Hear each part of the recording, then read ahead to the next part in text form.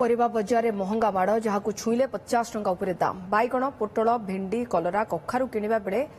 थरे नुहे 4 थर भावुंट खाउटी केउंथिरु केते नेबे चिंता करछंती कलरा ठु कांकड़ बीन्स जाए 100 रु 120 टंका बिक्री करछंती व्यवसायी। परिस्थिति एमिति हेलानी कि आलू पियाज दर भी प्रतिदिन बढ़िबार लागिछि। एपरिकी 500 टंका परिबा किणिले बैग अधा भी हेउ। अधिक सूचना आम सहित जोड़ी होती कटक प्रतिनिधि देवाशीष महांती छत्र बजार। देवाशीष जाना चाहबू छत्र बजार दृश्य आम काली देखाऊलु कि व्यवसायी प्रतिक्रिया शुणाऊलु जे केउभली भाबे परिबा दर रे निया लगी लोके ताकू घर को नवाई नाराज सेतिकी टंकारे। तो देवाशीष टिके पचारिबा व्यवसायी को एवं साधारण ग्राहकों को जे एते दर जो परिवार हेलानी सेते घर को केते केते एमाउंट र नेउछंती परिबा।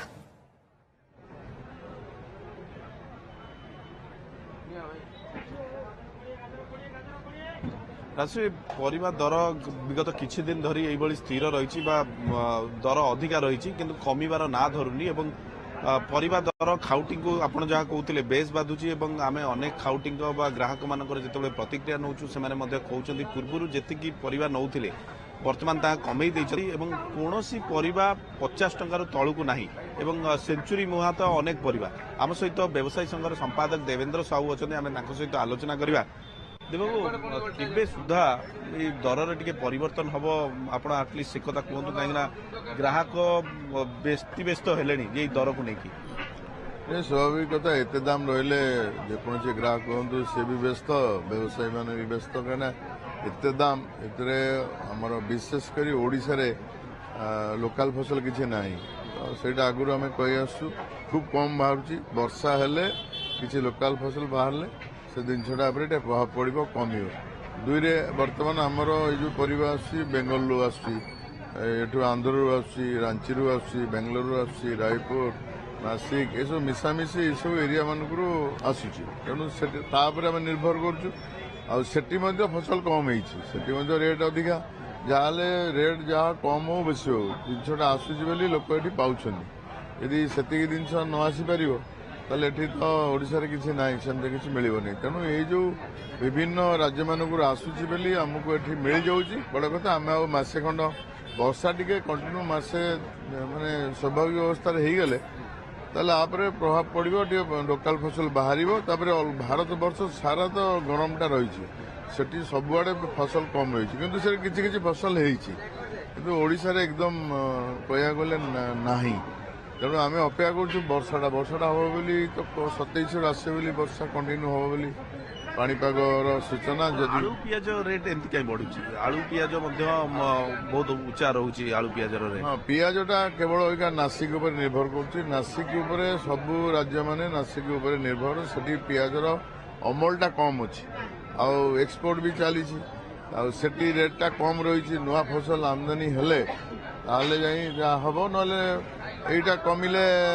यदि बंद करा एक्सपोर्टटा ताले भी कमी पारे आ बढ़ी न पारे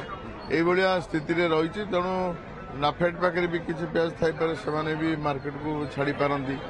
छाड़े किसी स्वाभाविक अवस्था आसो आलूटा जहाँ कहले ये बेंगलुरु आसी जो मैंने सब चाषी टू लगे आलू ए वर्ष कम होता उच्चा दाम लोड होता से चाषी मिडिल पाखे जो आलू रही से मैंने देखते यही परिस्थिति अति परिवा आलू उपर डिमांड होती बेंगल रेटा बढ़ी जाती बढ़ला ये बढ़ी जाऊँ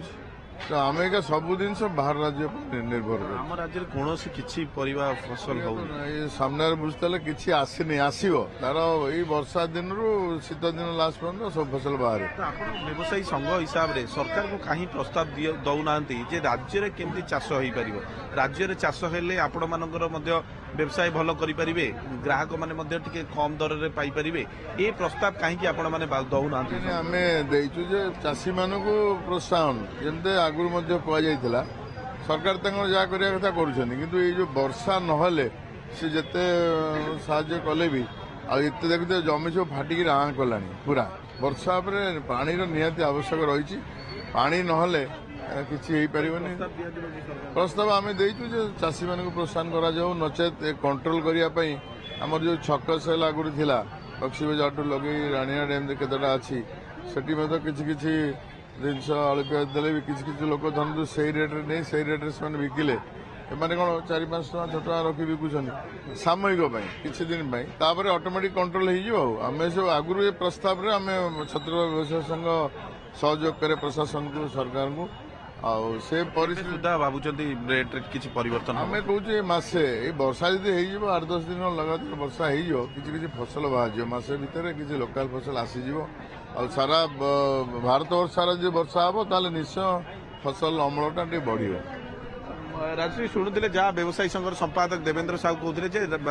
ବର୍ତ୍ତମାନ ଦରରେ ପରିବର୍ତ୍ତନ ହେବାର ସ୍ଥିତି ନାହିଁ ଏବଂ ଯେତେବେଳେ ବର୍ଷା ହେବ ବା ପାଗରେ ପରିବର୍ତ୍ତନ ହେବ ସେତେବେଳେ ହୁଏତ ଦରରେ ପରିବର୍ତ୍ତନ ହେଇପାରେ, କିନ୍ତୁ ବର୍ତ୍ତମାନ ଏଇଭଳି ଦର ଉଚ୍ଚା ରହିବ ଏବଂ ଆଗାମୀ ଦିନରେ ଚାଷୀକୁ ପ୍ରୋତ୍ସାହନ କଥା ଯାହା କହୁଛନ୍ତି ରାଜ୍ୟ ସରକାର ଯଦି କୌଣସି ପଦକ୍ଷେପ ନିଅନ୍ତି ତେବେ ଆମ ରାଜ୍ୟରେ କିପରି ଫସଲ ଉପଯୋଗୀ ହେଇପାରିବ ବା ଫସଲ ହେଲେ ଆମ ରାଜ୍ୟରେ ମଧ୍ୟ ଫସଲ ହବା ପାଇଁ ଆମ ରାଜ୍ୟରେ ସମସ୍ତ ପରିବେଶ